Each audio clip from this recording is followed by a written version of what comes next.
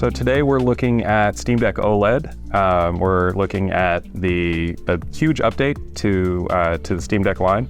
We've got a HDR OLED display. We've got improved battery life. We've got a bunch of improvements across the board, but mostly we're looking at the OLED display.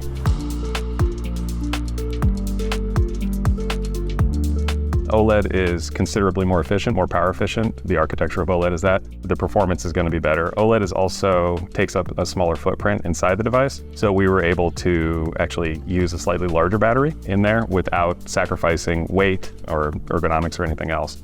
So OLED is really incredible, and the display is capable of doing really amazing, unique things. So for brightness and contrast ratio, that's probably the first thing that customers and users would think about. On the high end, it could get up to over 1,000 nits of peak brightness when used in HDR mode, and that same brightness capability allows you to have very high brights over 600 nits even when playing your traditional catalog.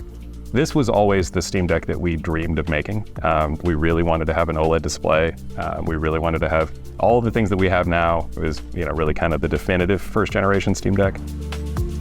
On top of that, one of the most impressive parts of OLED is you can do that with pixels that are very nearby each other. So most commonly for gaming monitors where they're very bright displays like this one, they often use them with spatially modulated backlights where you can't have very bright whites next to very black blacks. On this display you can, so you have very, very high clarity where you can have simultaneous contrast or ANSI contrast where you have very bright pixels next to very dark pixels, and you can see that all with really high fidelity. As you can see, Jeremy works on display technology.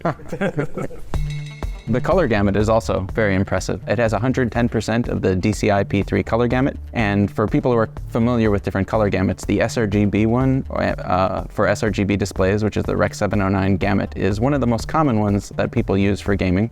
The DCI P3 is more commonly associated with very high quality displays or digital cinema, and this display is actually capable of 110% of the DCI P3 color gamut. So it can recreate many more colors than people are accustomed to seeing on their traditional displays. So the resolution is still going to be 1280 by 800, 3 subpixels per pixel. So there's a variety of displays. Some of them use 2 subpixel patterns, but this is a full resolution at 1280 by 800. Though the frame rate, of course, is now capable of going all the way up to 90 hertz. We found that keeping that resolution really hit the sweet spot in terms of performance versus visual fidelity.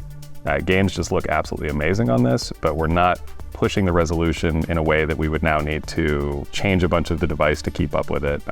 We want you to be able to play your games without any kind of hitching. We want you to be able to get the most battery life out of it and whatnot.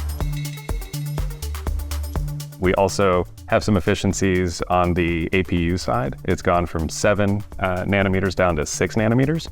So we were able to get some power efficiencies there in order to have the battery last longer. Improved battery life, 30 to 50% more battery life.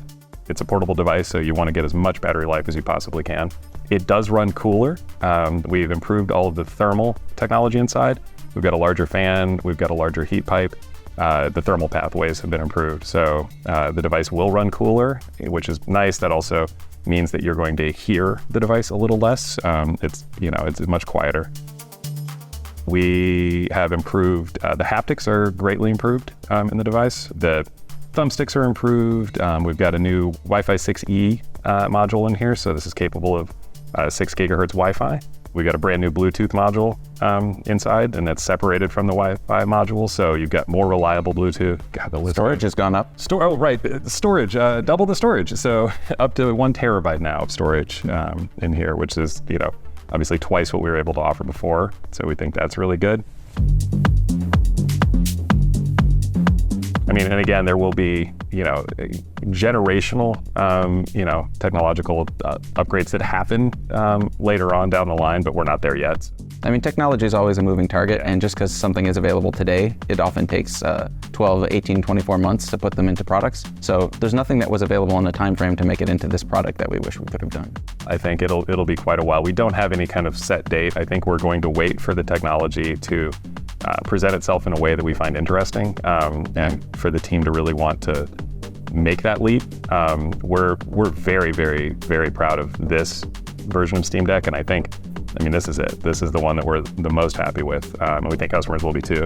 So we're thinking about Steam Deck 2 at all times, but I think we're so satisfied here that this is really the kind of high end of what we wanted to do. One thing we did get in was, you might talk about it, we were able to do that limited edition with the fun translucent shell. I've been waiting for that the whole time. That was my number one request. Is can we please make a spicy version? We've experimented with and thought about other colorways, and we'll see what customers how they feel about this limited edition version, and we'll see what we can do going forward. No promises, but the team that works on that is constantly experimenting with new colorways in some really fun ways.